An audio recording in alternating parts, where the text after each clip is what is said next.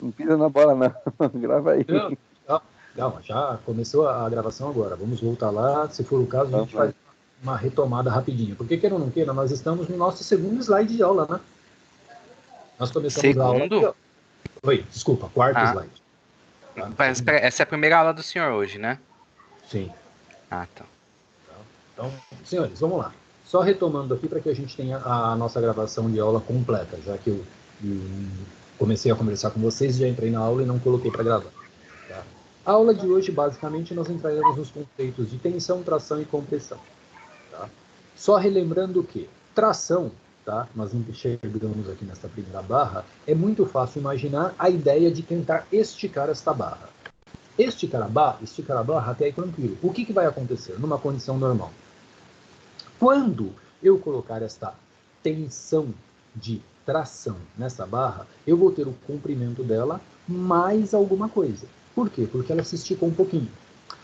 É a energia que forçou este esticamento, quando eu fizer uma análise, ou seja, quando eu fizer um corte na minha peça aqui, lógico, esse corte é um corte ideológico, né, senhores? A gente não vai cortar a peça para analisar. Mas como se eu fizesse um corte aqui e analisasse estruturalmente, tá? Esta partinha, que agora eu estou passando o mouse aqui do lado direito, nós veríamos que toda a carga P que eu coloquei aqui, ela está igualitariamente distribuída sobre toda esta área.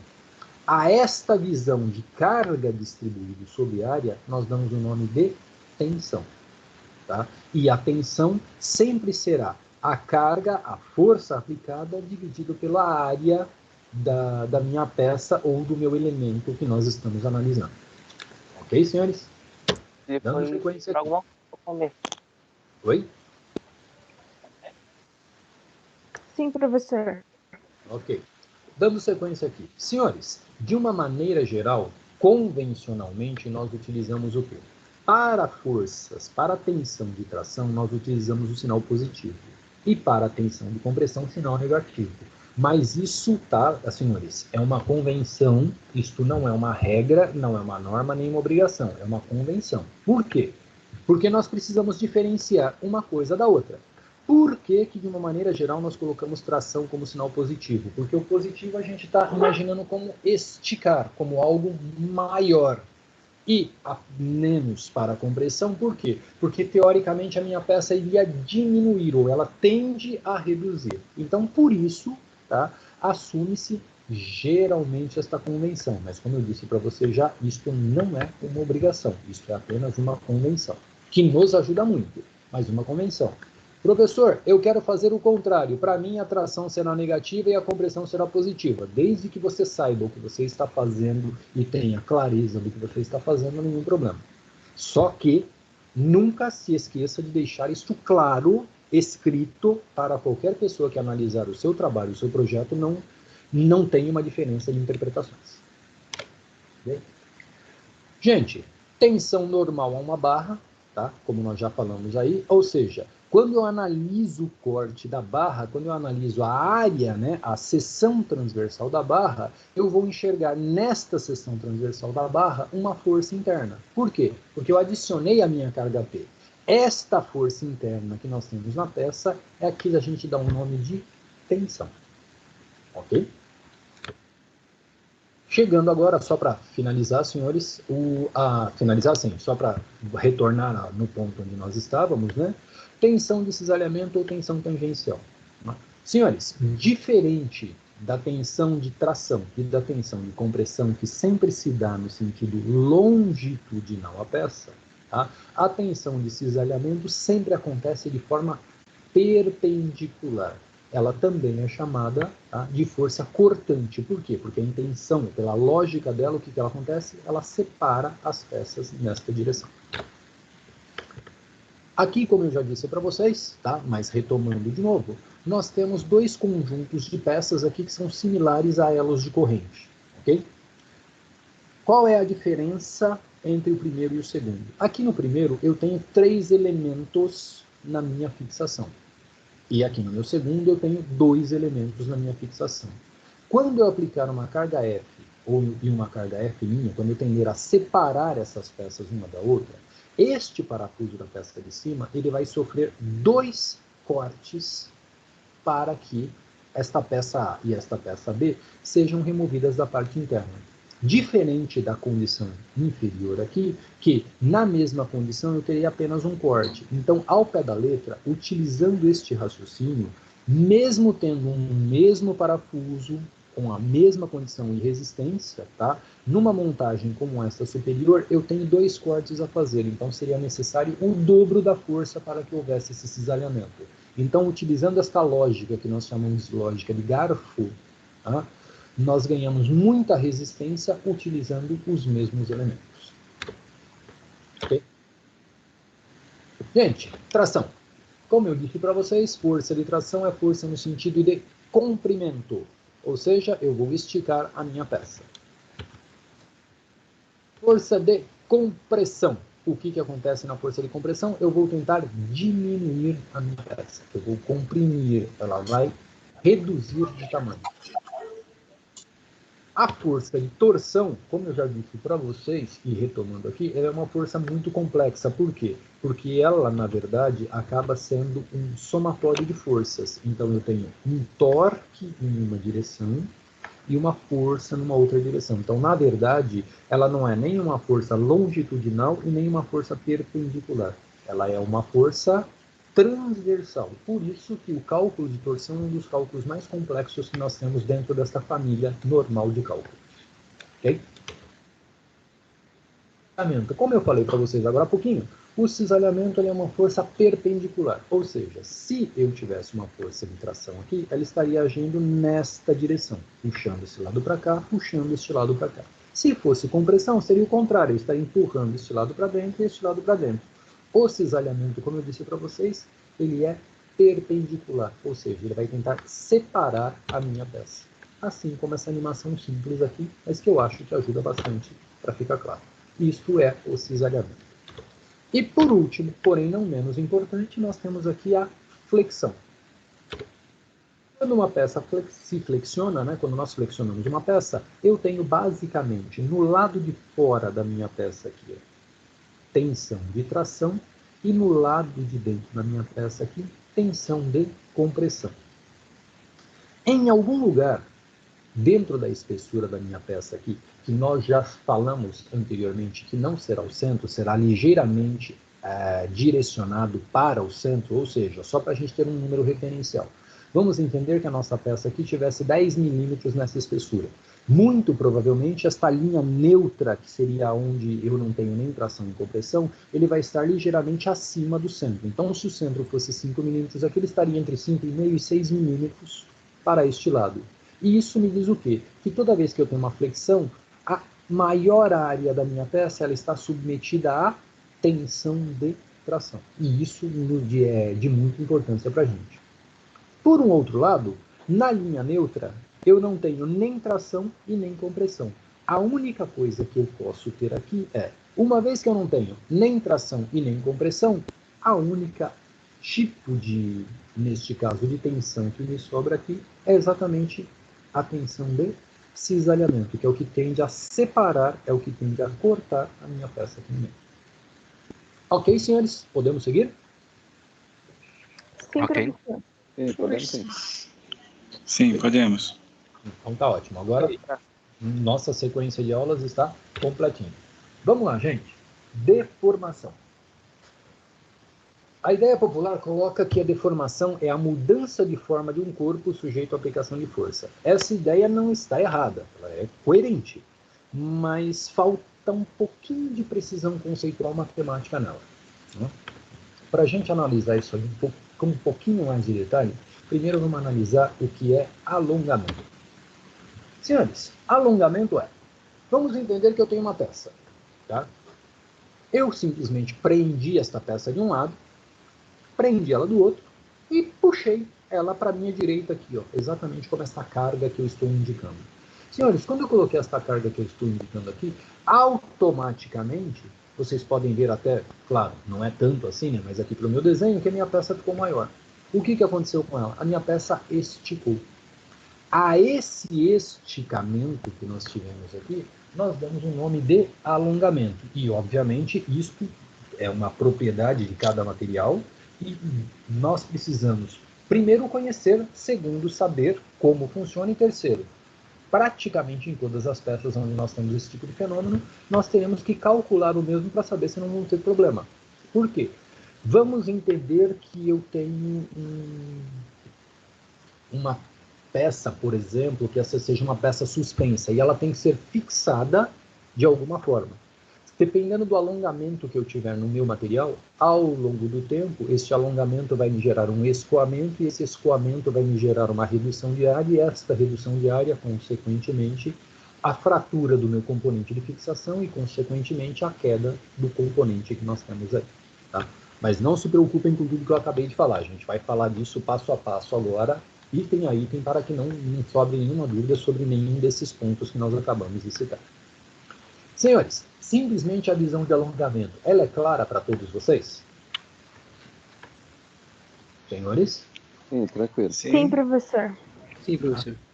E uma coisa interessante, o alongamento, quando eu tenho que calcular ele é o quê? Ele é a minha condição inicial e a minha condição final. Ou seja, eu vou pegar a minha condição final, que obviamente é maior do que a minha condição inicial, e tirar a minha condição inicial dele. Ou seja, o quanto ela alongou. Tá? E isto, tá? Este cálculo, por mais bobo que possa parecer, mas é interessante a gente começar a seguir esse raciocínio. Vai ser sempre o quê? A minha condição final menos a minha condição inicial. Isso vai me dar o quê? Vai me dar o delta de alongamento, ou o quanto a minha peça alongou de forma efetiva. Ou seja, nós estamos falando de uma medida real. Vamos entender que eu tivesse uma peça aqui de, sei lá, 1000 milímetros ou 1 metro. Tá? Eu coloquei uma carga nela, eu pendurei nesta peça uma carga X, e ela se alongou, por exemplo, vamos entender que, sei lá, só um número absurdo, tá, gente? 15 milímetros, que é um número bem absurdo para uma peça de aço. Ok? Quanto foi o alongamento da minha peça? Senhores? Pode repetir, por favor, professor? Eu tinha uma peça inicialmente com 1000 milímetros, tá? Aí eu pendurei uma carga nesta peça e ela alongou até 1015 milímetros. Quanto foi o alongamento da minha peça? 15 milímetros. 15 milímetros. Isso é claro para todo mundo? Sim. Tá, legal. Então, gente, pode parecer Sim. coisa simples, mas isso pode fazer toda a diferença aqui na frente. Gente, tá? Na norma brasileira, dentro da BNT, o alongamento ele é sempre representado pela letra A. Ou seja, alongamento sempre será a letra A. E é calculado subtraindo-se do comprimento inicial o comprimento final e dividindo o resultado pelo comprimento inicial. Olha só que coisa legal. Ali nós vimos efetivamente quanto a peça alongou. Mas nós não vimos qual é o alongamento, qual é o percentual, neste caso, tá, de alongamento que nós temos na nossa peça. Ou seja, comprimento final menos o comprimento inicial dividido pelo comprimento inicial vai me dar o quê? O meu alongamento. Ou seja, eu vou ter o valor efetivo de alongamento, não o valor real.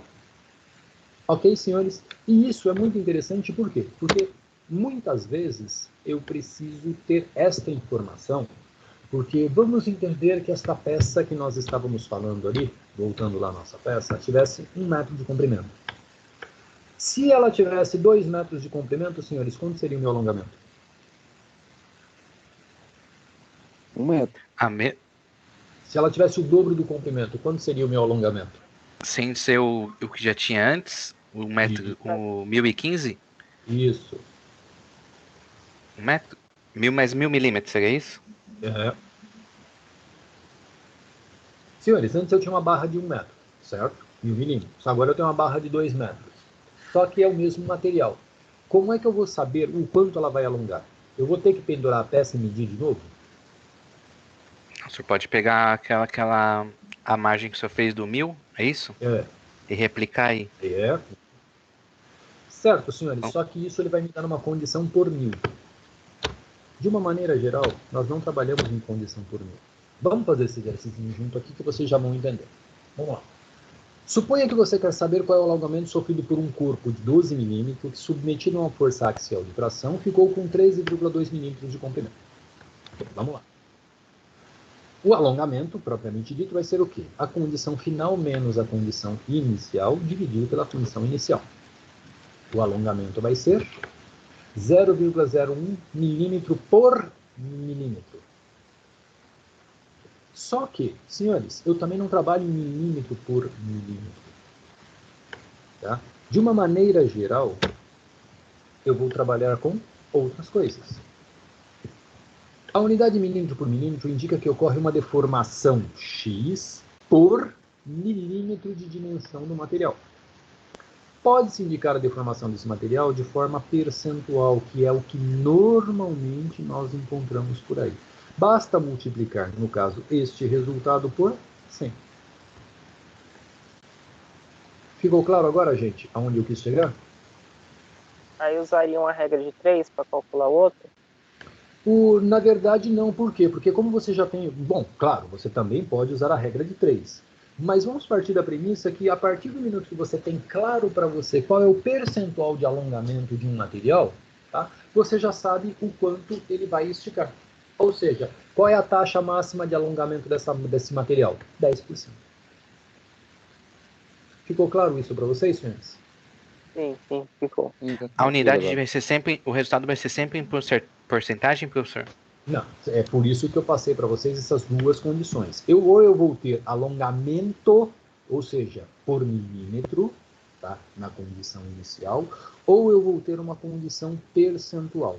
O que eu estou recomendando a vocês é que toda vez que nós tivermos que fazer esse tipo de cálculo, que a gente faça esse cálculo de forma percentual. Por quê? Porque percentualmente falando, eu consigo ver isso em qualquer outra estrutura. Tá? Fica mais fácil para mim. Ou seja, eu sei que este material alonga 10%. Tá? Se ele alonga 10%, tá? Se eu tiver 10, eu sei quanto é. Se eu tiver 50, eu também sei quanto é. E se eu tiver qualquer dimensão, sabendo esse percentual, fica muito mais fácil você calcular qual é o alongamento que você vai ter com ele. Claro, senhores? Sim, professor. Tranquilo, gente? Sim. Sim, professor. Tá bom. Então, podemos seguir? Sim. Sim, pode seguir, professor. Podemos. Vamos seguir. Senhores, deformação, tá? Boa parte dos materiais de engenharia, principalmente para fins estruturais, máquinas, enfim, de uma maneira geral, são materiais metálicos. Até mesmo hoje na construção civil, até mesmo, hoje não, na verdade já há muito tempo, hoje um pouco mais, na verdade, nós estamos trabalhando com materiais metálicos. Por quê? Hoje, muitas vezes, em muitos prédios que a gente está construindo, eu estou fazendo o quê? Eu faço um prédio inteiro de vigaí e depois eu faço o revestimento, ou seja, eu estou colocando aço na condição estrutural dele, ao invés de simplesmente vergalhões. Tá? Ou seja, o aço, queiram ou não, os materiais metálicos estão cada vez mais presentes dentro da construção civil. Sem nenhum mérito de valor, mas por um outro lado, nós precisamos conhecer um pouquinho mais esses materiais para que a gente tenha mais oportunidade e visão de trabalho com eles. Uma outra coisa que nós nunca podemos deixar de levar em consideração também, quando nós estamos fazendo análises estruturais de materiais, é uma coisa que, de uma maneira geral, a gente esquece, e não devemos esquecer nunca, que é a temperatura. Então, para a nossa primeira análise aqui, vamos entender que nós estamos numa condição de temperatura ambiente. Ok, senhores? Tá? Mas lembrando que, quando eu estiver trabalhando com outras estruturas, principalmente o pessoal da mecânica, tá? Você vai perceber que a coisa não é tão simples assim. Porque, por exemplo, muitas vezes eu estou calculando um forno. Né? Eu estou calculando a estrutura, a qual é a parte de suporte ou revestimento de um forno. E aí? É impossível você fazer um cálculo, analisar. Impossível não. Na verdade, você pode fazer e cometer erros absurdos, né? Imaginando que você está calculando uma estrutura que vai estar a temperatura ambiente, mas ele vai estar a centenas de graus. Então, muito cuidado com isso. Nunca deixe de levar em consideração o critério da temperatura quando estamos falando de metais. Gente, quando a gente fala em deformação, tá? A deformação propriamente dita, nós temos basicamente, numa primeira análise, dois tipos. Tá? é aquilo que a gente chama de deformação inicialmente elástica, ou que o material se deforma de uma maneira elástica, e depois o que nós temos no segundo estágio, uma coisa que nós chamamos de deformação plástica. O que significa isso? A deformação elástica é quando um material ele sofre uma deformação, ele sofre um alongamento, tá? Ou até mesmo uma compressão, e quando você cessa a força, ele retoma a forma original. Tá?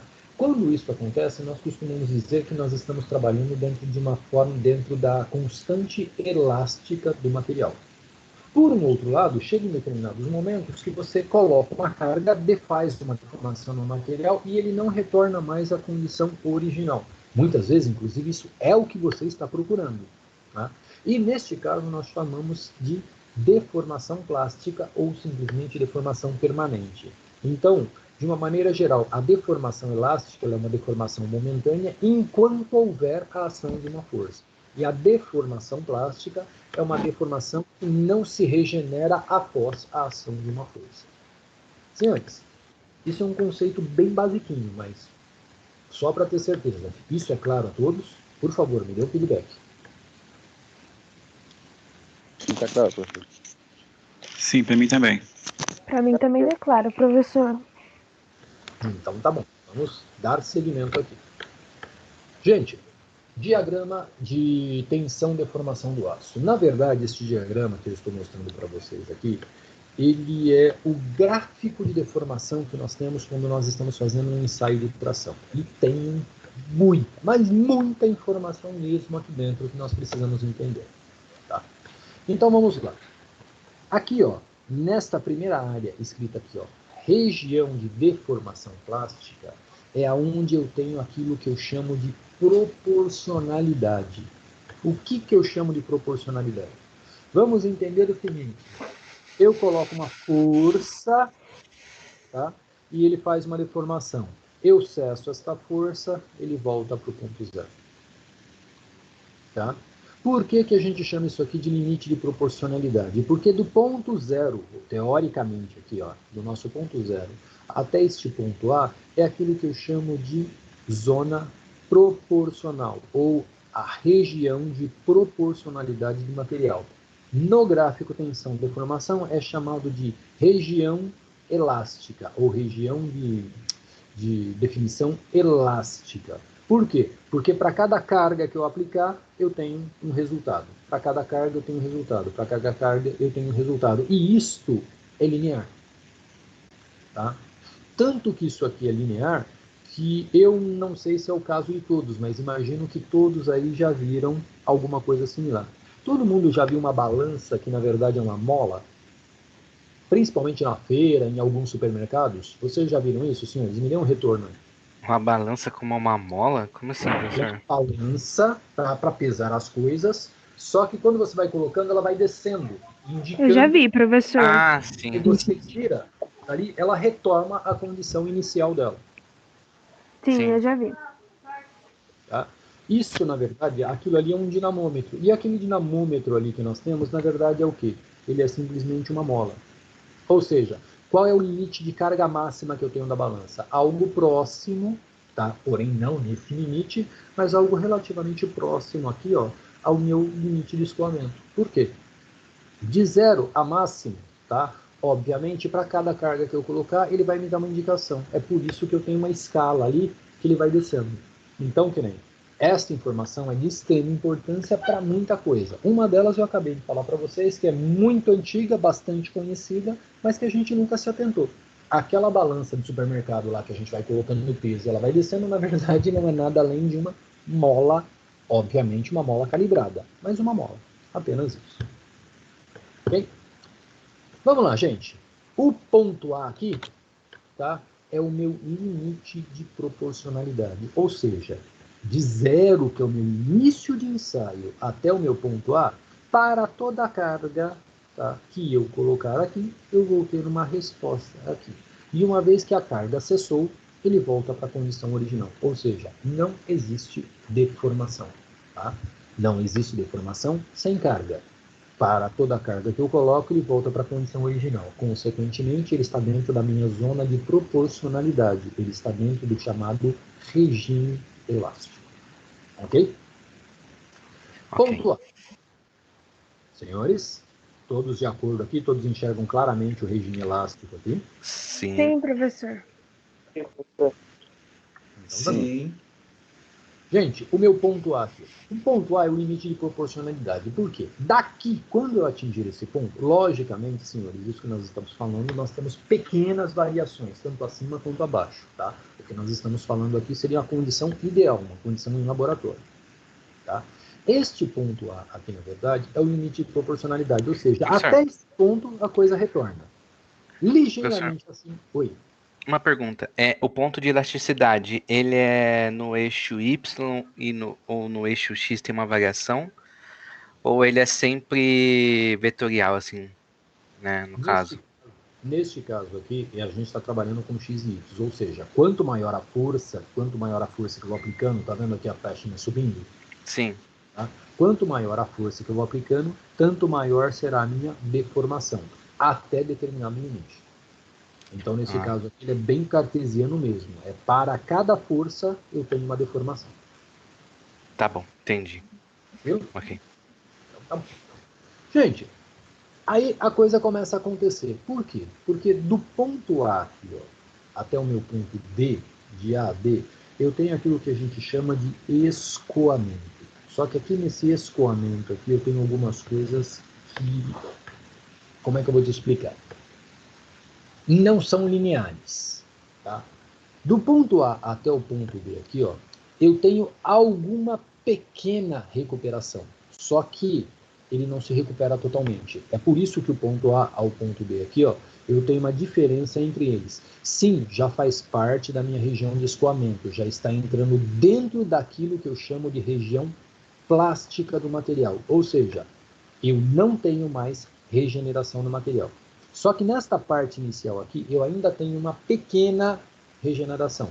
Só que essa pequena regeneração ela não é calculável, porque ela vai depender muito de um monte de propriedades dos materiais. Então, ao pé da letra, do ponto A para frente aqui, nós consideramos como escoamento e como um ponto onde não há regeneração. Mas se eu tenho pontos definidos aqui no meio, é porque eu tenho coisas interessantes. Ou seja, do ponto A até o ponto B, para cada carga que eu colocar, ele vai me regenerar um pouquinho, mas ele não volta para a condição anterior. Quando eu chego aqui no ponto B, o que aconteceu? Quando eu colocar uma carga, desculpa, senhores, específica, ele vai me dar uma deformação específica e ele não me retorna mais nada. A partir do ponto B aqui, eu tenho do ponto B ao ponto C, limite superior de escoamento, é aquilo que a gente chama de limite inferior de escoamento. O que é o limite inferior de escoamento? Eu vou colocar menos força, você reparou que ele está para baixo aqui? Ou seja, para uma condição de força menor, o meu material vai continuar esticando. Tá? Ou seja, para chegar até o ponto B, para cada ponto de estiramento que eu precisaria, eu precisava colocar um pouco mais de energia. Quando chega no ponto B aqui, a coisa inverte. Ou seja, com menos energia, o meu material começa a fazer o quê?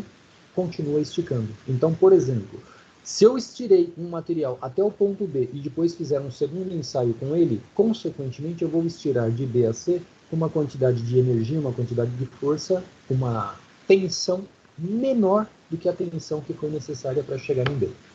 Ou seja, com menos força, o material começa a estirar mais. Só que olha só que coisa interessante. Esta linha de C a D, tá? Ela é uma situação complicada. Por quê? Porque até aqui, senhores, tá? De 0 a C, eu sempre tive que ter uma variação de força para que eu tivesse um resultado. De C até D, isso não é verdade. Isso aqui, ó, ele é um pequeno zigue-zague, mas ao pé da letra, isso aqui é praticamente como se fosse uma linha reta. Ou seja, sem nenhum acréscimo de força, o meu material ele vai esticando sozinho. Então, quando eu pegar esse padrão de carga, que está aqui, que até neste momento não é interessante para a gente saber o valor, até mesmo porque ele é específico para cada material.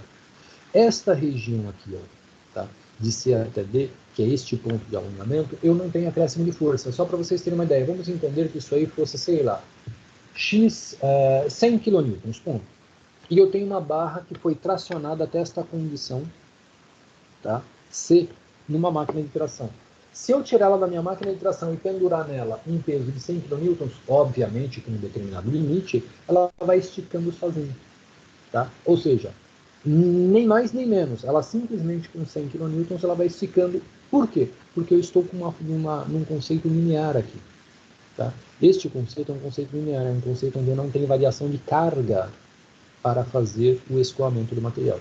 Obviamente até o ponto D, porque aqui começa a acontecer uma coisa muito interessante. Senhores, até aqui temos dúvida, podemos seguir? Por enquanto tá tranquilo, Tá bem? professor. Para mim também, pode seguir, professor. Melhor. Então, seguindo aqui. Gente, no ponto B, tá? Que é o final do escoamento, aí nós temos aquilo que a gente começa a chamar de final de escoamento e início de recuperação do material. Por que o início de recuperação do material? Porque a partir daqui, mais uma vez, eu tenho que começar a aumentar a quantidade de força na minha máquina de extração. Eu tenho que começar a aumentar a tensão para que eu continue tendo deformação. Isso é claro, gente? Aqui. Para cada ponto maior, ou seja, para cada deformação a mais que eu preciso gerar, eu preciso estar aumentando a força no meu equipamento, aumentando a carga no meu ensaio ou na minha análise. A pergunta é simples. Por que isso acontece? Vocês saberiam me responder? Professor, eu não entendi a pergunta. O senhor tá falando que depois que da parte do A, certo? Depois dessa parte que ele começa a ficar linear mesmo sem dando força, mesmo sem aplicar força, certo? Do que é do C ao D. Estou dizendo que depois que ele aplica uma força, Não, ele eu estou dizendo que ele se deforma sem variar força. Porque para chegar até o ponto do C no D, né? Isso, para chegar até o C aqui, você tem que ir variando força o tempo inteiro, certo? Certo. De C a D, ele vai sofrer esse alongamento sem nenhuma variação de força, ok? E por que Certo. que aqui no ponto D, mais uma vez, eu preciso adicionar força para que ele continue deformando? Essa foi a minha pergunta. Recuperação. Daí, É porque ele estaria. É quando ele seria. Vamos ver explicar. Tipo, da parte A, seria alguma coisa referente à parte A, o recuo da parte A ou não? A não, recuperação da parte A? não, senhores. Agora nós estamos falando de Não é o alinhamento dos átomos depois do estiramento? É isso, mas a gente tem uma definição mais clara para isso. Tem a ver com isso, mas a definição é um pouco melhor. Senhores, vocês já fizeram mecânica geral? Eu não lembro, a gente já fez, Felipe? Professor, eu fiz lá no segundo semestre, hein? Tudo bem. É. Senhores, Faz um por que eu estou- tempinho. É, eu acho que a gente fez também. Senhores, eu estou te perguntando isso por quê? Porque quando a gente está dando aula de mecânica geral, estou lhe falando porque também sou professor de mecânica geral, inclusive não só lá na nossa faculdade. Gente, o que começa a acontecer? Aqui eu preciso começar a entender o que está acontecendo com o aço. Gente, vocês repararam que tudo que nós estamos falando agora está diretamente ligado a propriedades físicas? Aqui no início, gente, é uma propriedade física, é uma propriedade elástica. Tá? Depois da propriedade elástica, eu estou entrando numa propriedade plástica, numa condição de deformação desse material. Mesmo dentro desta condição de deformação do material, eu estou falando para vocês que eu tenho uma grande área aqui, para não dizer 50% da área, onde obrigatoriamente eu continuo, tá, fazendo a modificação de energia para que eu comece a ter resultados. A partir do ponto B aqui, acontece uma coisa engraçada, ou seja, até este ponto B, para cada deformação que eu tiver, eu tenho que agregar energia. Tá? Do ponto B para frente, pelo menos até o ponto B aqui, ó, ou seja, para cada deformação que tiver, eu continuo agregando energia, mas eu agrego menos energia. Ou seja, é como se o meu material tivesse enfraquecido. Professor, o senhor pode dar um exemplo mais prático, assim, algum material? Eu não estou conseguindo visualizar muito, tipo, a do B pro C pro D. Tá legal. Então vamos lá, gente. Os senhores, Todo mundo aí sabe o que é uma mola? Sim. Gente, Sim. todos sabem o que é Sim, mola? perfeito. Agora me Sim, diz uma coisa. professor. Todo mundo já pegou uma dessas molinhas Sim. práticas, nem que seja essas molas de caderno, tirou do caderno e tentou fechar ela? Sim. Ela não fica, né? De jeito nenhum. Ela não fica de jeito nenhum, mas você falou que depois que fechou ela, tá? Que você fechou, que você encontrou isso, encostou todas as espiras, quando você solta, ela já não fica mais igual a como ela era antes de você fechar. Sim. Todos, Então todos já fizeram. esse seria de que ponto? Do ponto B pro ponto C? Não, esse seria, na verdade, do ponto A até o ponto C. É que nós não temos como ter essa percepção no ponto Ah, B. Mas entendi. seria do ponto A e o ponto C. O C seria o resultado. O C seria o resultado. Exatamente. Certo, senhores? Por quê? Porque o ponto C aqui, ó, é quando eu estou com as espiras todas fechadas. Então, que nem eu vou. Você concorda comigo? Quando as espiras estão todas fechadas, você não aumenta a força ali no meio para ela se manter fechada. Você até pode apertar mais, mas ela não vai sair do lugar. E quando você solta, de acordo com o material que é feito a mola, você vai ver que quanto mais tempo você mantiver ela fechada e você soltar, menor vai ser a expansão que ela vai ter. Então, assim, o exercício da mola de caderno a gente fazia muito para deixar isso aqui com assim, uma visão mais clara para vocês. Senhores, ficou Entendi. claro a todos aí a ideia? Sim. Sim, professor. Sim. Sim, Então tá legal. professor. Gente, agora o que começa a acontecer, ó, aqui na chamada zona de recuperação? Aqui começa a acontecer uma coisa muito interessante. Quando eu perguntei o que era, um dos colegas falou: professor, tem alguma coisa a ver com o realinhamento dos átomos do material? Na verdade tem, mas não é bem um realinhamento, senhores. O que acontece? Quando eu começo a chegar nesse ponto aqui, vocês concordam comigo que eu estou esticando o meu material? Senhores? O senhor está aplicando uma força novamente, é isso? Exatamente, eu estou aplicando mais Sim. força para esticar o meu material. Só que uma coisa que começa a acontecer, e isso a gente vai ver daqui a pouquinho, é o seguinte: conforme eu vou esticando um material, eu penso que todo mundo aí já esticou um elástico, né? Então, assim, antes de me responder, lembre de quando você pega um elástico e você puxa ele. Ele estica no comprimento, mas o que acontece na condição transversal dele, senhores? Ele aumenta no comprimento e o que acontece na outra dimensão? Na dimensão A perpendicular. espessura dele diminui. Exato. Todo mundo lembra disso? Todo mundo tem clareza disso? Sim. Sim, Sim. professor. Legal. Gente, então o que começa a acontecer? Aqui, ó, ele está esticando. Só que o diâmetro da minha peça está diminuindo. Este diâmetro diminuindo está gerando uma condição interna que nós chamamos de encruamento. O que é um encruamento? O encruamento é um endurecimento natural que o material começa a ter quando ele começa a ser compactado. Então, conforme o material está sendo esticado, esta ação de esticar gera uma redução na área. Esta redução na área é uma compactação inicial, tá, do material que tem ali. E esta compactação faz com que o meu material endureça. E automaticamente ele ficando mais duro, eu preciso colocar cada vez mais energia nele para que haja uma deformação. E aqui é uma coisa interessante, por quê? Porque quanto mais energia eu colocar para deformar ele, mais duro ele vai ficando. Ficou claro para vocês, senhores? Sim, Sim, entendi. professor. Tranquilo, professor. Professor. Sim. É isso. Beleza, Isso significa... professor. Oi, falar. Bom, isto significa, senhores, obviamente eu também tenho um limite para isso. E o meu limite para isso, quem que é? É o meu ponto E, que é o que a gente chama de limite máximo de resistência. Por Professor, quê? Oi. pegando o exemplo ainda do elástico, o ponto E, depois do ponto E seria quando o elástico se rompe? Exatamente. Quando você chega no ponto dele se romper, ele, antes de romper, ele dá uma esticadinha antes de estourar. Vocês já fizeram isso, gente? Vocês se lembram desse detalhe?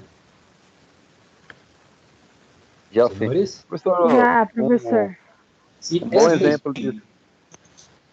essa esticadinha final que ele dá antes de se romper é exatamente esse final de curva que a gente está aqui. Por quê? Porque essa esticadinha além que ele dá é como se você tivesse com uma força excessiva. É por isso que ele dá aquela esticadinha e depois arrebenta de uma vez.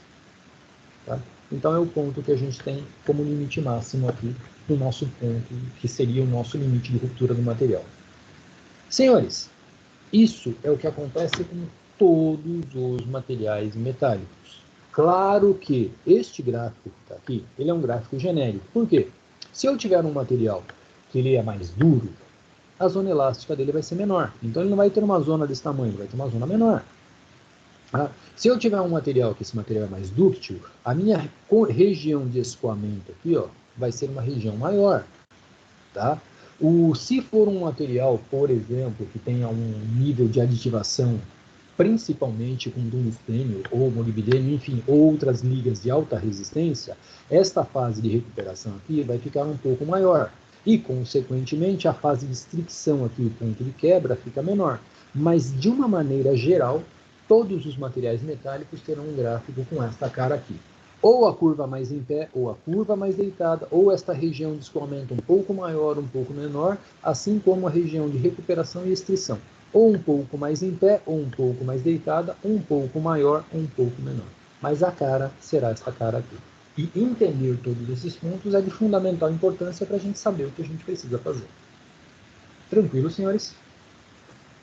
Ok, professor. Tranquilo, professor. Tranquilo, professor. Sim, tranquilo. Então tá bom. Então, gente, em linhas gerais, assim, num ponto mais amplo, eu acabei de passar para vocês o que é o diagrama tensão-deformação. Obviamente, tá? Este que eu estou passando para vocês é um bem básico, que é o do aço SAM1020, que a gente usa muito esse material, principalmente na condição estrutural. Tá? Mas assim, como eu disse para vocês, haverá um gráfico semelhante, não igual a este aqui, para todos os materiais que a gente tiver que trabalhar. Tá? Aonde vai ser a diferença? Mais uma vez, é um material mais elástico? Obviamente. É um material mais duro? Talvez a minha curva elástica aqui aconteça um pouco mais. É um material mais mole, tá? O meu escoamento vai ser um pouco maior. Aí será característica de cada um dos materiais que a gente tem no mercado. Mas a ideia geral do gráfico vai ser uma ideia muito parecida com essa. Okay? Senhores, dando uma analisada geral em como a gente tirou aquele gráfico ali. Eu peguei o meu material, fiz nele esta forma aqui, ou seja, eu usinei esta forma. Esta forma aqui nós chamamos de corpo de prova, isso aí é padronizado. Tá? Como é que a coisa começa a acontecer? Se você der uma olhada aqui em linhas gerais, você está vendo que esse gráfico, esse desenho aqui, ó, mesmo de uma forma genérica, ele lembra aquele ali. Professor, mas a linha deste aqui é diferente, sim, porque este material que eu estou usando aqui, consequentemente, é muito mais dúctil do que este material aqui. Mas, em linhas gerais, eu vou ter o quê? Uma rampa elástica, um ponto máximo, um ponto de queda, uma ponta de alguma estabilização, alguma recuperação e depois uma ruptura. Tá? Ou seja, esta linha geral nós vamos ter para tudo. O que acontece? Gente, quando a gente chega aqui no limite de escoamento, eu tenho material. Enquanto eu estiver trabalhando aqui na zona elástica, o que vai acontecer com ele? Ele estica e volta para o mesmo lugar. Quando eu cheguei aqui no limite de escoamento, peço para vocês prestarem atenção nesse detalhezinho aqui, ó. Ele gera uma redução, ele começa a gerar uma redução de área nesse ponto aqui, que é o início daquilo que a gente chama de estricção. Tá? Eu vou esticando eu vou esticando linearmente este material até aquele ponto que eu falei para vocês, que é o início da recuperação. A partir do início da recuperação, o que começa a acontecer? Eu começo a esticar, a diminuir, esticar, diminuir, esticar, diminuir. Tá? E isto vai acontecendo, tá? Ou seja, essa proporcionalidade de redução de área em função do comprimento até que haja a ruptura do material. Isso é o que acontece no nosso corpo de prova de análise quando nós estamos fazendo um ensaio de tração. E esta propriedade é de extrema importância para nós. Por quê? Porque vamos entender que eu fiz uma ponte de material metálico. Se ela, por qualquer motivo, entrou em estricção, tá? Daqui para frente, a probabilidade de falha ou da minha ponte colapsar é muito grande. É por isso que eu faço muitas análises e tenho que entender como a coisa funciona. Gente, Ficou claro para todo mundo aí o caminho aqui do meu corpo de prova e como é que ele vai se deformando fisicamente? Por favor, me deem um feedback. Sim, professor. Sim, professor. Deu para entender. Entendi também, professor. Tranquilo. Gente, não temos máquina de ensaio de tração, tá? Mas assim, eu recomendo a vocês, quem tiver um tempinho e quiser ver isso acontecer, simplesmente coloca no YouTube, ensaio a tração. Eu não coloquei um vídeo aqui porque eu acho que não é o momento de assistirmos vídeo, principalmente numa aula online como essa, né? Acho que esse é o tipo de coisa que a gente faz em sala de aula, mostra e entra nos detalhes. Mas assim, recomendo a qualquer um de vocês, entre no YouTube, dê uma olhada lá que você vai ver a quantidade de vídeos que você tem. E isto que eu estou mostrando para vocês, passo a passo aqui no papel, você vai ver acontecer e o gráfico sendo gerado do lado da máquina. Tem vários ensaios claros, tá? Com máquinas de bom nível no YouTube. Eu recomendo que vocês dêem uma olhada. Tá? Se alguém tiver dificuldade, você pode procurar até no site do fabricante. Tem a Kratos.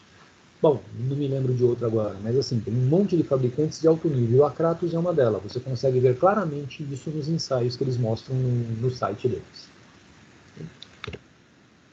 Gente, tá? Dentro do diagrama tensão e formação, nós enxergamos claramente o que foi o nosso limite elástico, tá? E o nosso limite plástico. Só que agora nós temos uma outra coisa muito interessante.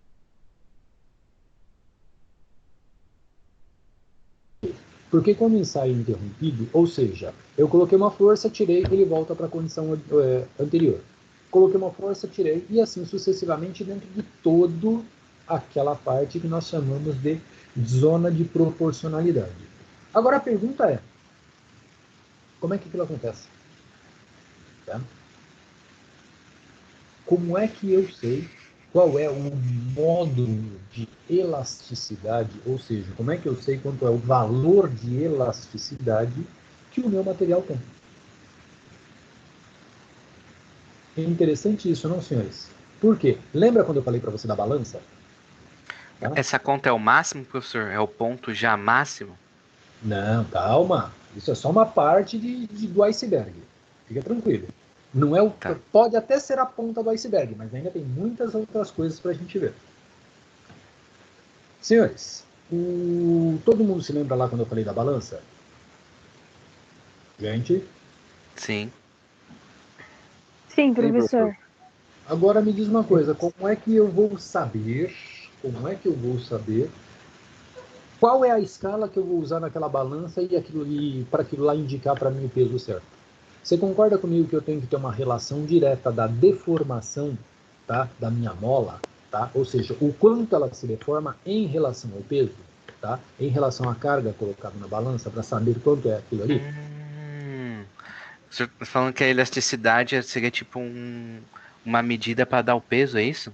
Quanto ela se deforma, ela seria o peso. Exatamente. É isso que nós chamamos de constante ou módulo de elasticidade do material. Senhores, Caramba. ficou claro para vocês agora onde nós queremos chegar neste momento? Sim, tá claro sim, professor. Sim, Sim, professor. professor, tá claro. Então vamos lá. Gente, na fase elástica, se dividirmos a tensão pela deformação, ou seja, eu apliquei uma força, tive uma deformação. Apliquei outra força, tive uma deformação. Apliquei outra força, tive deformação. Em qualquer ponto, obteremos sempre um valor que é constante. Esse valor constante é chamado de módulo de elasticidade. E isso é de extrema importância para a gente saber até onde a gente pode trabalhar com muitos materiais. Por quê? Gente, uma coisa que muitas vezes nós não levamos em consideração é o seguinte: tudo que nós construímos de uma maneira geral, assim, em linhas gerais, nós nunca construímos uma máquina para quebrar. Pelo menos essa é a visão padrão que a gente tem. Você não constrói um carro para ele quebrar. Você não constrói uma máquina para esta máquina quebrar. Só que uma das coisas que muitas vezes as pessoas não analisam é o seguinte: existem coisas que você tem que produzir para quebrar. E é aí que a coisa fica interessante. Por quê? Porque superestimar alguma coisa para que ele não quebre não é algo difícil. Agora, limitar uma coisa para que ele quebre no ponto que ele precisa quebrar, aí a coisa começa a ficar complicada. E é aí que muitas vezes as pessoas falham. Por quê? Porque reforçar tantas vezes não é difícil, tá? Na grande maioria das vezes, eu diria que reforçar é uma coisa relativamente simples, uma ação simples para qualquer engenheiro. Agora, limitar e falar daqui não pode passar, aí a coisa começa a ficar complicada. Tá? E para que a gente saiba exatamente o daqui não pode passar, é que nós precisamos entender toda essa parte que a gente vai discutir agora. Ok? Gente, módulo de elasticidade dos materiais. Tá? O módulo de elasticidade é a medida da rigidez do material, ou seja, quão rígido o meu material é. E também a relação entre a tensão e a deformação elástica que eu tenho. Senhores, aqui tem uma tabelinha assim, de materiais que a gente usa assim, comumente na indústria mecânica. Aço, padrão, módulo de elasticidade do aço, 210 gigapascal. Tá? O alumínio, bronze, chumbo, estanho, ferro, fofo, é ferro fundido, tá, gente? Professor, Oi.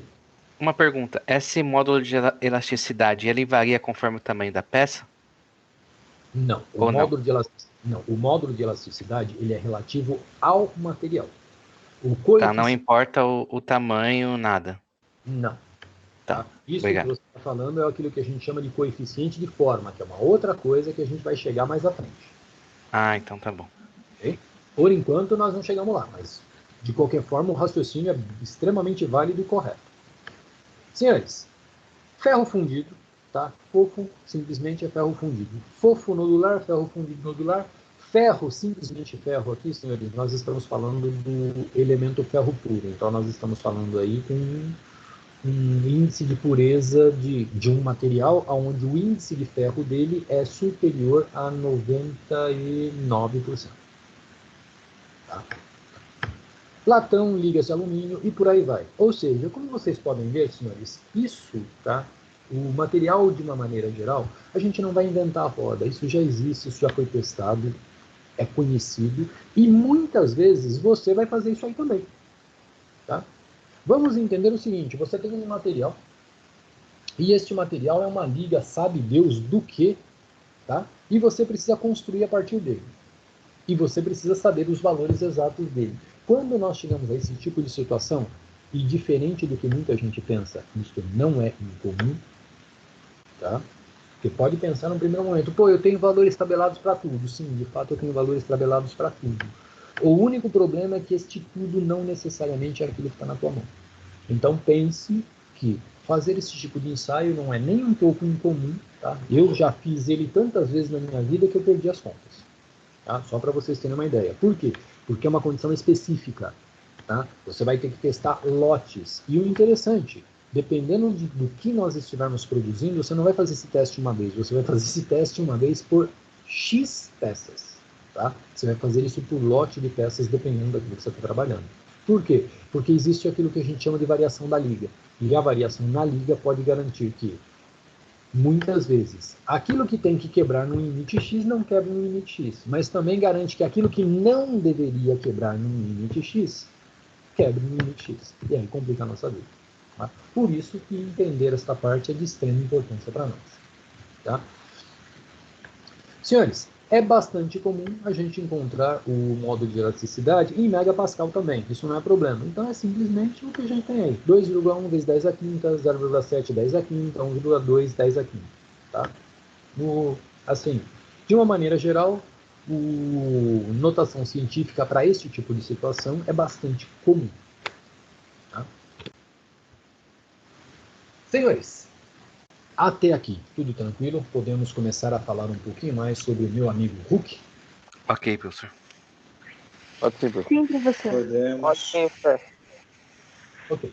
Senhores, de uma maneira geral, aquilo que nós vimos ali no limite de proporcionalidade no ensaio de tração, como eu apresentei para vocês, é a representação física daquilo que a gente chama de lei de Hooke. Por que a gente chama de lei de Hooke? Obviamente, porque um pesquisador, não me lembro o primeiro nome dele, mas o segundo nome dele é o Hooke, tá? Desenvolveu aquilo que a gente chama do limite de proporcionalidade. E dentro de um limite de proporcionalidade, nós temos N outras coisas que nós calculamos a partir daí. E isso é de extrema importância para nós. Tá? Quanto maior a área, olha só que coisa interessante. Até agora há pouco nós estávamos falando só do material, indiferente ao que a gente estava falando. Olha como a coisa começa a mudar agora. Quanto maior a carga normal aplicada e o comprimento inicial da peça, maior será o seu alongamento. Ou seja, quanto maior a força e quanto maior a peça, maior é o seu alongamento. Quanto maior a área da seção transversal e a rigidez do material medido através de seu módulo de elasticidade, menor será o seu alongamento. Ou seja, eu estou começando a entender agora que existe uma relação dimensional e uma relação estrutural para que eu chegue nos limites de elasticidade. Vamos lá. A partir daí, eu tenho as nossas fórmulas de alongamento aqui. Tá?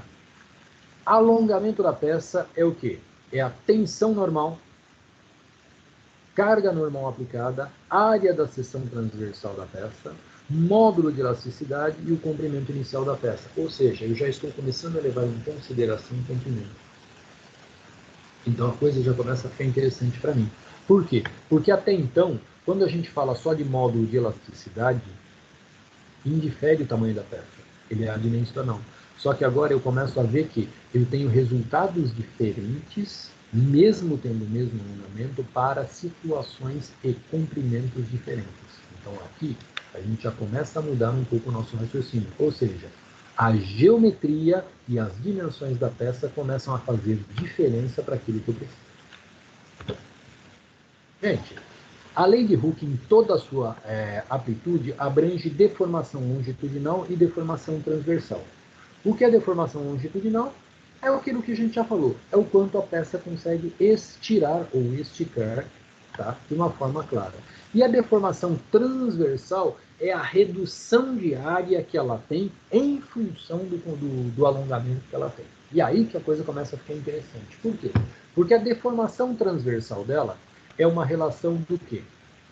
Vamos ver esses detalhes aqui. Quem é esse Vzinho aqui?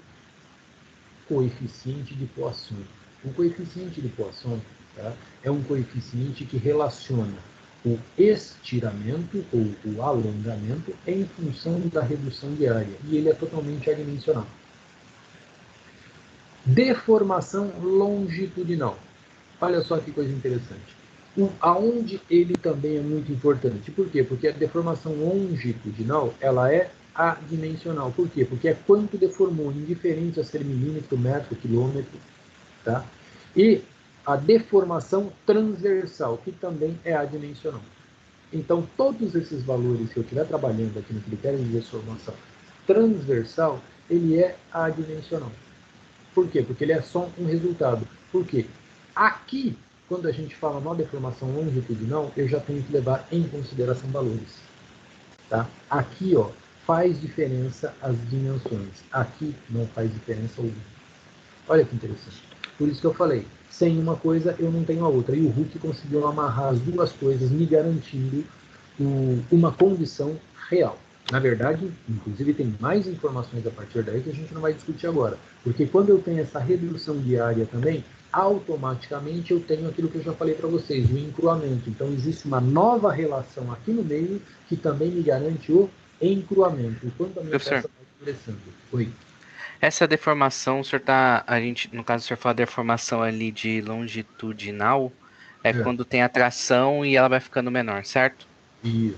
E quando é compressão também é o mesmo nome? Oi? E ela vai aumentar.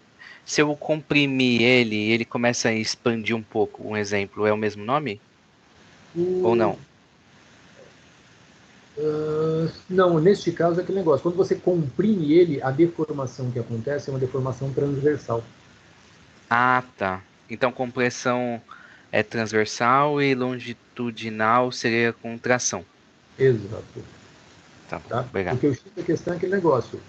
Um vai diminuir, o outro vai crescer. Tá? A deformação que a gente vai ter, o grande diferencial dela vai ser dado aqui na condição transversal. Na tração, tá? Ele estica e aqui reduz. Na compressão, obviamente, eu tenho aqui deformação... Ah, sim, agora eu entendi, desculpa, não. Existe sim a deformação longitudinal, só que não se esqueça que eu tenho um aumento aqui, ó, da condição transversal, que é o inverso disso aqui. Ou seja, ele vai reduzir na deformação longitudinal, tá? E vai aumentar na deformação transversal. Ficou claro? Ah, Desculpa, tá. não tinha entendido o seu comentário. Sim, entendi. Senhores, tudo tranquilo até aqui? Gente? Sim, Pra professor. mim, sim. Sim, professor. Então, seguindo lá. Sim. Gente, uma coisa que apareceu aqui, que até então eu não sei se vocês já tinham ouvido falar, penso que não, é o tal do coeficiente de Poisson. Tá? Esse coeficiente de Poisson, na verdade, ele é tabelado. Tá? Da onde veio isso, gente? Isso é experimental, isso é feito em laboratório e esses valores já são previamente definidos para nós. Então a gente não vai discutir nem ficar calculando o coeficiente de Poisson. Obviamente que é possível calcular, mas nós já temos isso tudo tabelado. Então, assim, eu vou trabalhar com uma peça, sei lá, um aço qualquer. Tá? Eu tenho o valor do coeficiente de Poisson para esse aço. Eu vou trabalhar com prata, mesma coisa, níquel e assim sucessivamente. O X da questão, onde a coisa fica complicada, é aqui. Tá vendo? Se eu pegar o do ácido carbono, eu tenho uma definição muito clara para mim. 0,293. Só que agora vamos entender que eu peguei um aço liga. E nesse aço liga ele tem carbono, cromo, molibdênio e N outras ligas. Consequentemente, eu vou ter pequenas variações no meu coeficiente de Poisson. Tá? Por isso que eu falei para vocês. De uma maneira geral, não é nem um pouco incomum fazermos o ensaio de tração para, a partir do ensaio, nós temos os valores reais e exatos da amostra que nós temos lá. Porque, mais uma vez, se você pega um aço pré-delimitado e conhecido, você tem todos os valores. Tá? Mas a pergunta é, o aço que você tem na sua mão é um aço pré-delimitado, 100% conhecido e tabelado? Não necessariamente. Então, muitas vezes a gente vai se esbarrar nessa condição e precisar fazer o ensaio de tração. Isso é bem comum em pontes, né, professor? Os ensaios de tração, principalmente em pontes estaiadas, né? Olha, eu diria para você que é quase que fundamental, né? Não é que é Então, eu bastante. trabalhei numa empresa que fazia, que era a CIA, que fica inclusive em Osasco. Eles faziam esse teste, esses ensaios numas máquinas lá, para aqueles ferros que seguram as pontes estaiadas, né? Pelo lote. Pegava um pedaço dela e fazia um teste. Cada lote, sei lá, cada pedaço de ferro tinha que ter um teste e um relatório. Um laudo. Relatório não é laudo. Laudo, né?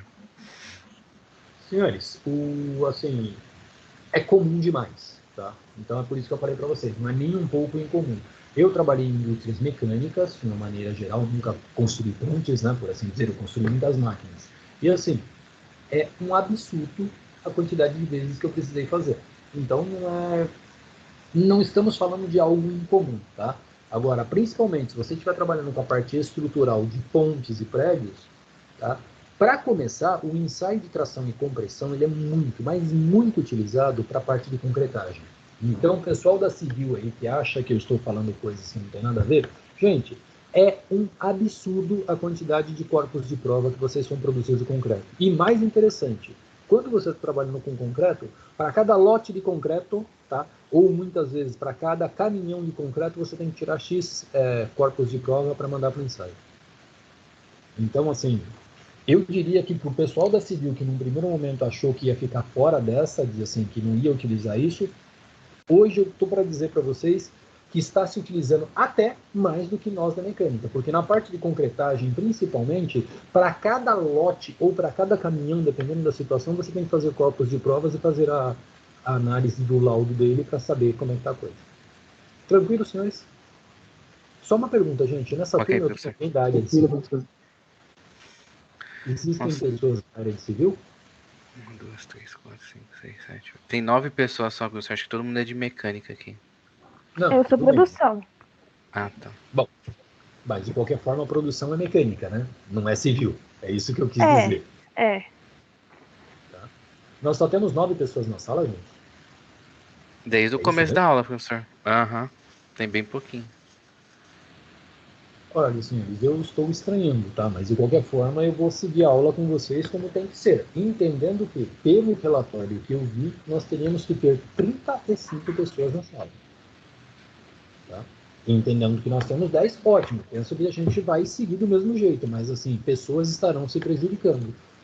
Gente, me tira uma dúvida. E aqui neste grupo que está aqui, temos algum representante? O nosso representante é o Luciano, ele tá aí, eu acho. Luciano Já Roberto. nomeou, já? É o O Matheus, pô. Luciano, mas o Luciano é o vice, né? É o que tá aqui. No Matheus não tá aqui, tá? Olha, eu acabei de abrir aqui para dar uma olhada, eu estou vendo Aline, Felipe, Arielle, Jonathan, Lucas, Luciano, Paulo, Robson, Vinícius. É o que aparece para mim aqui.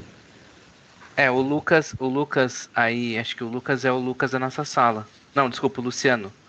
É o Luciano da nossa sala, ele é o vice. Eu acho que é ele que tá aí. Ô, Luciano, você é o vice? Se apresente Não. aí, por favor. É o Matheus Gomes.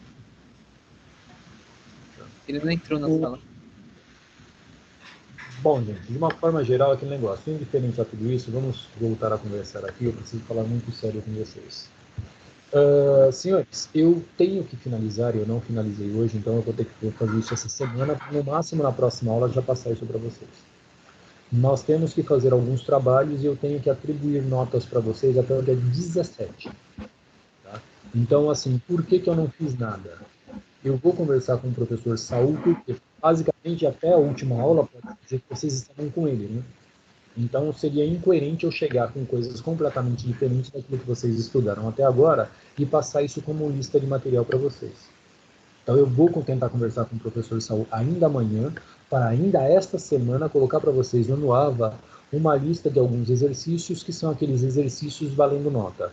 Uma outra coisa que nós tivemos uma reunião hoje, tá? E por isso que eu perguntei do representante de grupo aqui na sala, né?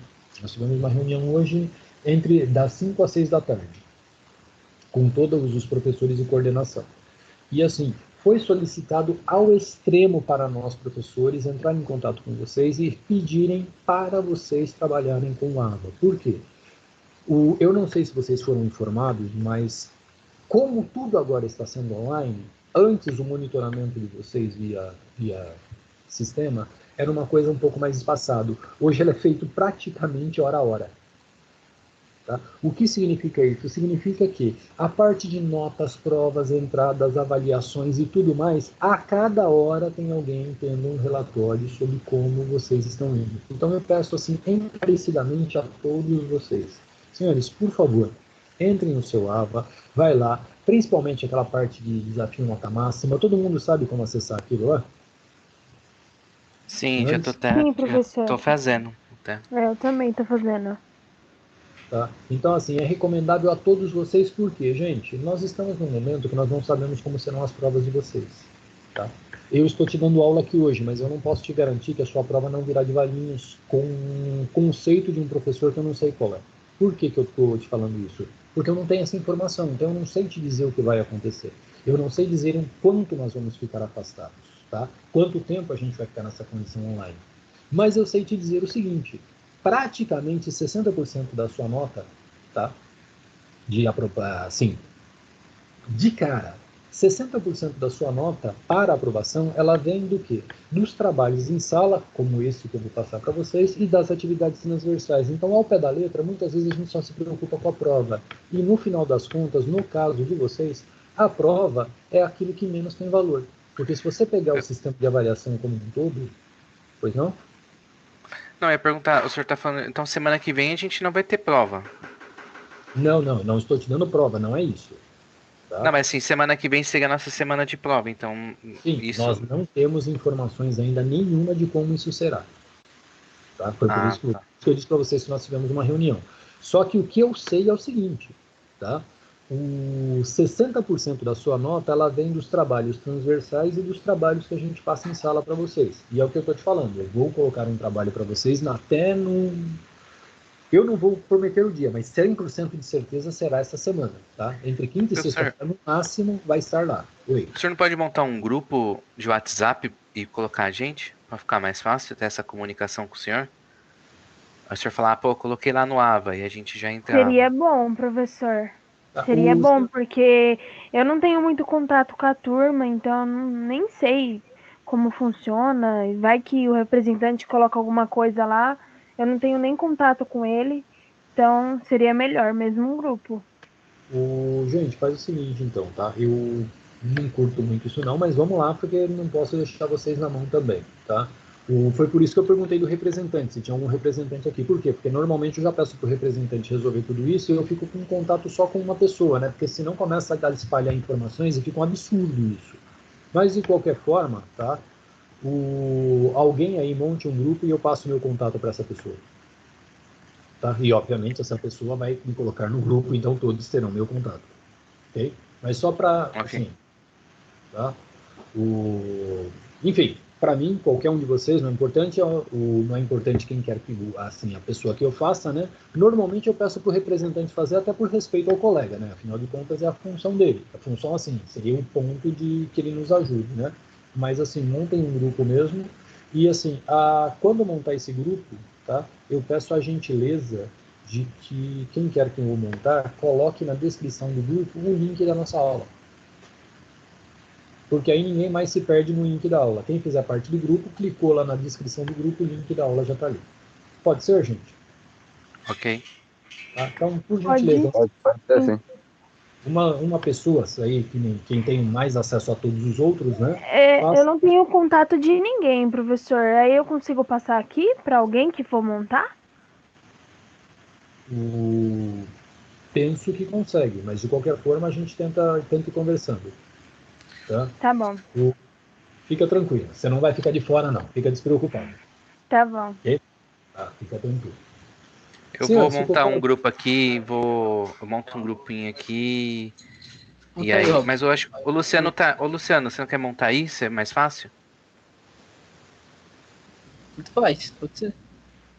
Tá. Bom, que aí, por isso que eu falei, não é importante para mim quem é a pessoa, é quem tem o máximo de contatos possíveis, né? Aí, no caso, a IL que está sem contato, a gente já passa o contato dela agora, já entra no grupo também. Assim facilita a vida de todo mundo. Ok, senhores? Tá, Ok, joia. professor. Obrigado. Certo, Vamos lá. professor. Dando sequência nisso aqui enquanto vocês montam um grupo aí. A gente já retorna esse assunto. Mas, assim, espero que tenha ficado extremamente claro para vocês a vital importância que nós temos que vocês acessem o AVA lá para que vocês não sejam prejudicados. Ficou claro, gente? De Sim, todo jeito, professor. professor, isso que o senhor. Eu sei que voltando no assunto que não é hora, mas esse assunto que o senhor falou pode ser que aconteça das provas vindo de Valinhos. Mas também não seria tão justo, ainda mais que a gente que quase não está tendo aula e, por exemplo, eu não consigo acessar o AVA esses dias assim que eu tenho aula e porque eu trabalho. No caso, seria só os dias que eu não tenho aula, entendeu? Então esse monitoramento também seria meio que, digamos assim, injusto ser hora a hora, porque tem pessoas que não conseguem acessar toda hora o AVA. Tem gente que trabalha e, por exemplo, agora nós estamos na aula, que chega do serviço e já vem para aula. Então não tem como eu acessar, né?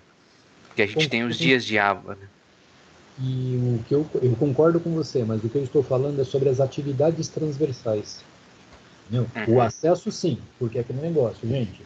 Quando você assina um contrato lá com a Anguera, naquele contrato tinha a informação de que você tinha que acessar o AVA. Então, o acesso ao AVA é um item de contrato que vocês compraram. Tá? O item deste contrato que te ajuda e favorece o seu desenvolvimento ao longo dos cursos, ou seja, simplificando a conversa, facilita você passar de ano, é justamente todas as tarefas transversais que você faz lá dentro. Então, acessar é obrigação. Fazer as travessas, as matérias e os cursos e as atividades transversais é o que te facilita. E é disso que eu estou falando para vocês. Mas esse acesso seria diário. Todo dia eu teria que estar acessando. Seria isso ou não?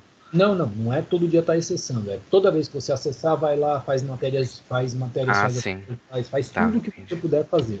Não estou dizendo que você tem que estar lá todos os dias. Eu estou dizendo que você tem que estar lá de acordo com o seu contrato. Só que aproveite esse tempo para fazer essas outras coisas que vai te facilitar a vida. Tudo bem. Entendeu? Ok, professor, obrigado. Tranquilo. Gente, bom, voltando aqui ao nosso amigo coeficiente de Poisson, vamos dar um exemplo agora de como é que a coisa funciona aqui. Determinar a força de tração atuante em uma barra de aço cilíndrica com 4 centímetros de diâmetro, sendo a deformação sofrida igual a 0,810 a menos 3. Tá? Admita que o módulo de elasticidade do aço vale 207 GPa. Vamos lá, cálculo de área. A área do círculo, tá? É um conceito bastante conhecido, πr quadrado. Tá? Então, basicamente, um cálculo de área, não temos muito mais detalhes. 2 vezes 10 a menos 2, elevado a 2, aqui, consequentemente, 1,26, 10 a menos 3 metros quadrados. Tá? Atenção! Atenção é o quê? É a elasticidade, é o módulo de elasticidade, tá? Certo, senhores? Senhores, está tudo Certo, bem? professor? Sim, professor. Sim, professor. Tá bom. Sim, professor. Então vamos lá. 207, que é o meu módulo de elasticidade, vezes 10 a nona, 00 vezes 0,8, 10 a menos 3, eu vou ter um resultado aqui de 165,6, 10 a sexta Pascal. Mas como, lembrando, tensão é o quê? Força sobre área, eu sei que tensão vai ser, desculpa, eu sei que tensão é força sobre área, consequentemente eu sei que a força que eu preciso vai ser tensão que multiplica a área. Então, neste caso aqui, tá? A força que eu preciso saber vai ser a tensão que eu calculei, tá? Em Pascal, multiplicado pela área que eu calculei. Neste caso, vamos lá, voltando à nossa pergunta. Determine a força de tração em uma barra de aço cilíndrico. A força de tração vai ser quanto? 208.665. Oh, desculpa, 656 newtons. Gente, é aplicação de fórmula. Não tem nada demais desde que você tenha entendido o conceito. Senhores? Sim, professor. Tá? Então, O que pode ser que dificulte um Sim. pouquinho, menos essa primeira análise, é que nós colocamos tudo aqui, né? Na verdade, esse exercício não é meu, eu peguei esta parte do exercício exatamente do professor Saul, que eu estava conversando com ele agora há pouco, não, na verdade ontem e um pouquinho antes da aula, mas eu não entrei nesses méritos, ele havia me passado o que teoricamente era o ponto que ele estaria trabalhando com vocês. Então, isso aqui, inclusive, tá, é do professor Saul, que era o que vocês estavam tendo aula. Ok. Certo, gente? Vamos lá. Sim, professor. Exercício. Tá? O eixo mostrado abaixo é feito de um material cujo módulo de elasticidade vale 100 gigapascal. Sabendo que o diâmetro maior do eixo é 20 milímetros, que o diâmetro menor do eixo é 15 milímetros, estime o alongamento sofrido pelo eixo. Admita que o corpo se encontra sob regime elástico.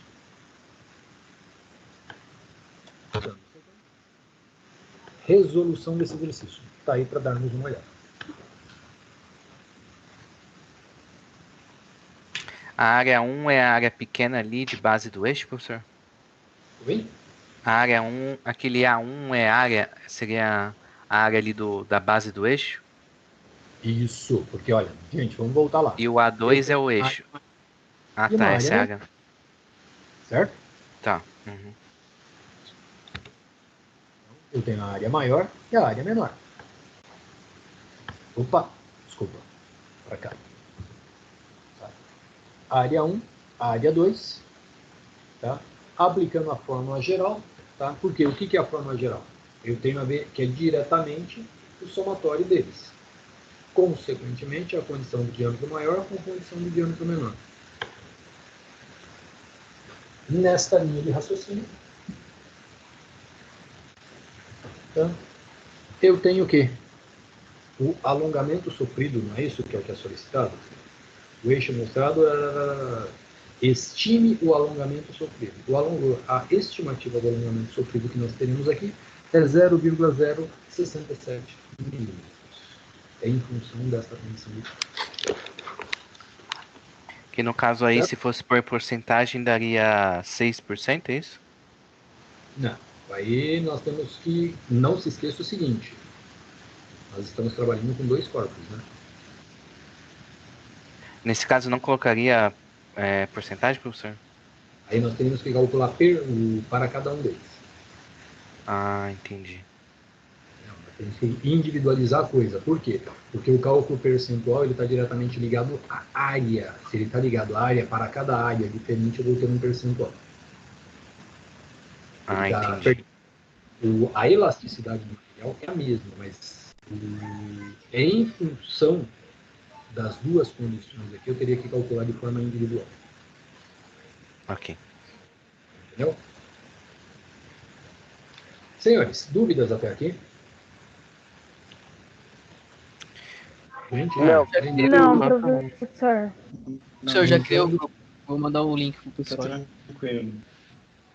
Tranquilo. Vamos aqui. Peraí, gente. Senhores, terminando esta visão aqui, tá? Nós vamos entrar nos conceitos de tensão e deformação, que é tensão de ruptura, coeficiente de segurança e tensões admissíveis. E isso, teoricamente, é o ponto que é o limite máximo da aula de hoje. Ok? Por gentileza, aquela são... Professor, Oi. eu não sei se é só no meu, mas tá falhando um pouquinho o seu áudio. Aqui tá normal. Eu acho que não deve ser no meu, tá falhando um Eu acho que pouquinho. alguém está com o microfone ligado direto. Se alguém deixar o microfone ligado direto, consequentemente atrapalha mesmo, senhores. Por gentileza, se tiver alguém aí com o microfone, fechem todos os microfones, só para ver se fica coerente o som para a nossa colega. Gente, conceito de tensão e deformação. Gente, quando a gente fala dos conceitos de tensão e deformação, nós entramos no conceito de tensão de ruptura, coeficiente de segurança e tensão admissível. Vamos lá, tensão admissível. Tá?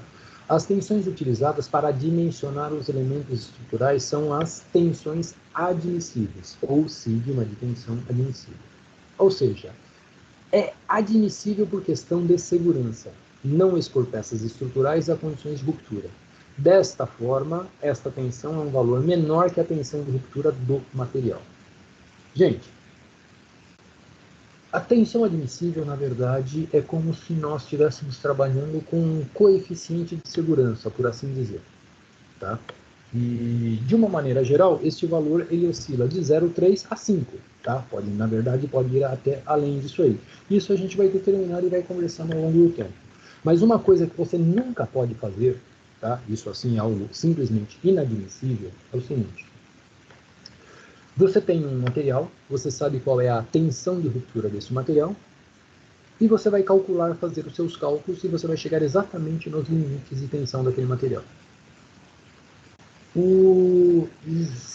Por simulação, você vai fazer a simulação e a coisa vai dar certo. Só que você coloca a coisa na prática e a probabilidade dela falhar é mais de 90%. É por isso, inclusive, que apesar de ser extremamente útil, ninguém deve deixar de usar, e sim, todos nós devemos nos aprimorar, é uma questão de que nós temos que tomar cuidado com simulação. Tá? Por quê? Quando a gente faz um cálculo, na verdade o que nós estamos fazendo é uma simulação. Tá? É lógico, uma simulação matemática, mas sim, não deixa de ser uma simulação. Quando nós utilizamos softwares simuladores, tá? De uma maneira geral, ele leva em consideração uma coisa que não é verdade. E o que é isso que eu estou falando para vocês? Gente, existe alguma coisa que tenha uniformidade perfeita em uma peça? Existe algum material onde internamente ele tem uma uniformidade perfeita que vocês conheçam? Me respondam aí.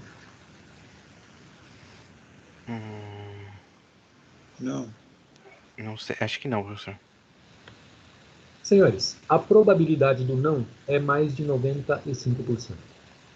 Isto significa que, quando você faz uma simulação, quando você faz uma peça lá em sólido, 3D, bonitinho, bota para simular, você está simulando uma condição ideal.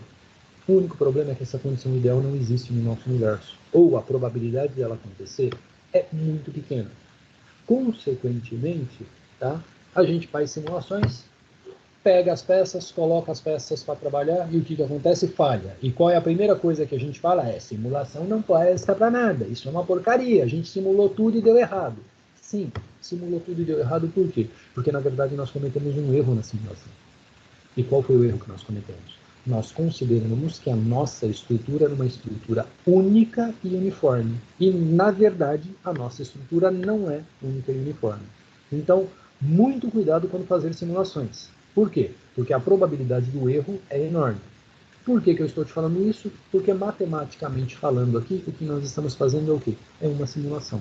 Então, se é uma simulação e nós de antemão sabemos, tá, que a nossa estrutura não é perfeita, obrigatoriamente eu não posso chegar no limite daquilo que eu encontrei num laboratório de uma única amostra feita de forma específica para fazer aquela análise. Eu tenho que considerar as aspas, margens de erro, tenho que assumir a diferença estrutural que eu tenho no material. E é em função de tudo isso que nós, obrigatoriamente, teremos que trabalhar sempre com o quê?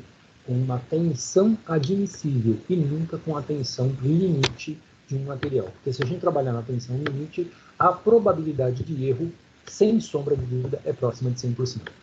Indiferente a todas as simulações que você fez. Claro, senhores? Sim, professor. Sim, professor. Ok, gente. Sim, Obrigado. claro. Professor. Lembrando que todos esses cálculos que nós estamos fazendo, na verdade, são o quê? Simulações matemáticas. Consequentemente, nós nunca devemos trabalhar no limite. Trabalhar no limite é pedir para falhar. Se é esta a intenção, ok. Mas não devemos fazer. Outro pode falar. Professor, qual seria a porcentagem correta de se trabalhar, então? 90% do máximo? Teria Senhores, algum valor ou não? na verdade, gente, isso tem valores para tudo. Só que tem empresas que trabalham em um regime, tem empresas que trabalham em outro regime. Eu, por exemplo, sou uma pessoa da engenharia clássica. O que eu quero dizer para você com a engenharia clássica? Se há alguma coisa que ele vai trabalhar com muito pouca responsabilidade, o de